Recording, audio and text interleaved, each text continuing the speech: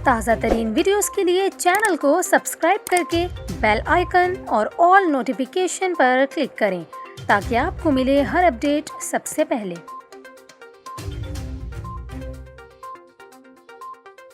और यहाँ पर आपको अफसोसनाक खबर दें, बलूचिस्तान के इलाके सिब्बी में बारूदी सुरंग के धमाके से एक सिक्योरिटी एहलकार शहीद, जबकि मकरान में एक हमले में 2 सिक्योरिटी एहलकारों ने जाम शहादत नोश किया।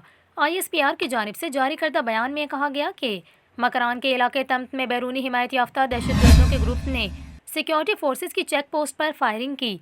उन्होंने कहा कि सिक्योरिटी फोर्सेज ने तमाम तर दस्तियाब हथियारों से जवाबी कार्रवाई की, जिसके नतीजे में दहशतगर्दों को भारी नुकसान का सामना करना पड़ा।